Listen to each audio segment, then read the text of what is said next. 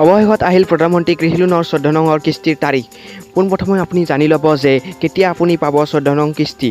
এইটো এটা গভৰ্ণমেণ্টৰ official website. আপোনালোকে এই ৱেবছাইটত গ'লে দেখা পাব যে জুলাই মাহৰ 28 তাৰিখে 11টা বজাত আপোনাৰ একাউণ্টত সোমোৱাই দিয়া হ'ব 14 নম্বৰ কিস্তি। তাৰ আগতে আপুনি জানি ল'ব যে যদি আপুনি আপোনাৰ KYC আপডেট কৰা নাছিল তেন্তে আপোনাৰ একাউণ্টত নোসোমাব এই টকা। আপোনাৰ KYC আপডেট হৈ আছে নে নাই আপুনি নিজে চাব পাৰিব। তাৰ বাবে আপুনি PM কিষাণৰ অফিচিয়েল ৱেবছাইটত গৈ নো ইউৰ ষ্টেটাছ অপশ্যনটো ক্লিক কৰি তাত আপোনাৰ ৰেজিষ্টাৰ নম্বৰটো ফিল আপ কৰি দিব আৰু তাৰপিছত আপোনাৰ এই অপশ্যনটোত ক্লিক কৰিব। যদি আপোনাৰ সকলোবোৰ ডকুমেণ্টছ ভেৰিফাইড হৈ আছে তেনেহ'লে ইয়াত গ্ৰীণ টিক দেখুৱাব আৰু 28 তাৰিখে আপোনাক এই 14 নম্বৰ কিস্তিটো দিয়া হ'ব।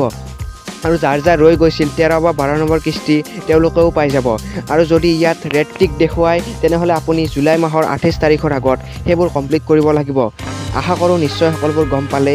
এনেধৰণৰ PM কিষাণৰ আপডেটবোৰ আগলৈ পাই থাকিবলৈ ছাবস্ক্ৰাইব কৰিব। Thank U.